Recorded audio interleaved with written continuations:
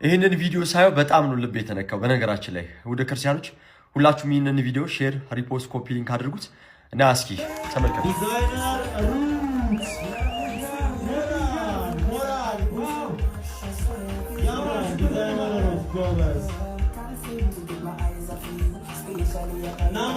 እንግዲህ በዕለተ ዓርብ ጌታችንና መድኃኒታችን ኢየሱስ ክርስቶስ ከተቀበላቸው ብዙ መከራዎች ውስጥ አንዱ የእሾህ አክሊልን በራሱ ላይ መድፋት ነው እና ይህንን ቁስል የቆሰለው ግን ስለማን ነው ከተባለ ስለኛ ነው። ለምን?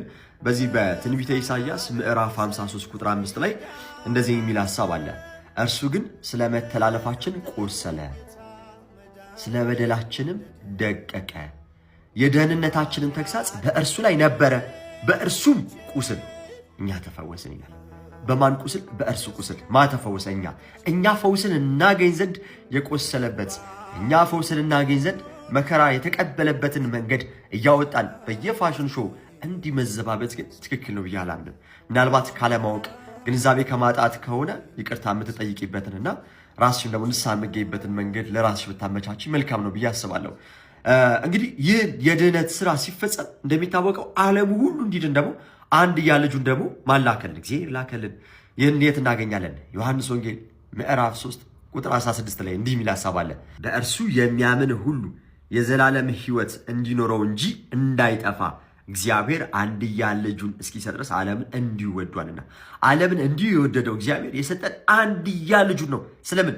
እኛ የዘላለም ሕይወትን እናገኝ ዘንድ፣ እኛ በሕይወት እንመላለስ ዘንድ፣ እኛም በተዘጋጀልን ስፍራ በክብር እንኖር ዘንድ ምን አደረገልን? አንድያ ልጁን እስኪሰጥ ድረስ ዓለሙን እንዲሁ ወዷልና እና ዓለሙን እንዲሁ የወደደው እግዚአብሔር አንድያ ልጁን ሰጥቶን ናም ደግሞ እርሱ በማን መልክ ሲኖር ሳለ?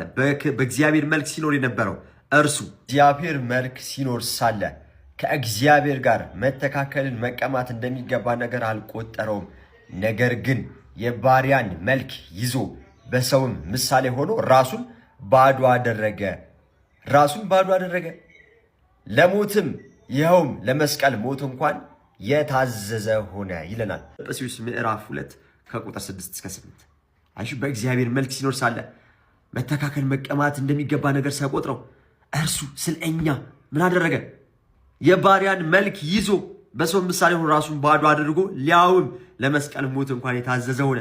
እንዲህ ያለ ፍቅር የተገለጠበትን ታላቅ ሚስጥር በየፋሽን ሾው እያወጣን እንዲህ መዘባበቱን እንዴት አይታ አቀማ ብናገኝ እንደሆነ ግራ ይገባኛል። እና እንደው ቅርብ ጊዜ በብራዚል የነበረው ካርኒቫል እና በፓሪስ በፈረንሳይ የነበረው ኦሎምፒክ የቅርብ ጊዜ ትውስቶቻችን ናቸው አይደለ?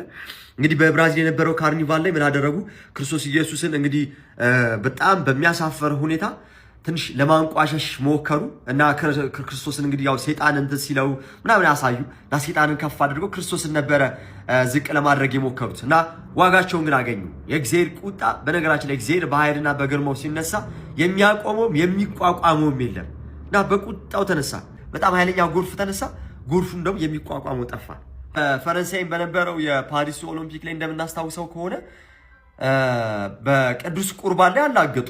አያታችሁ ከሆነ በጣም የሚያስጠላና መጥፎ ጸያፍ ነገር አደረጉ እና የዛኑ ቀን ምሽት ላይ ሙሉ ከተማ ጨለመች እና አንዲት ቤተክርስቲያን ላይ ብቻ ብርሃን ነበረ። እንደነዚህ አይነት ልምምዶች እኛም እያደረግን በመጣን ቁጥር ምን አይነት መዓት ሀገራችን ላይ ደግሞ ልናመጣ እንችላለን? አይበቃንምስ?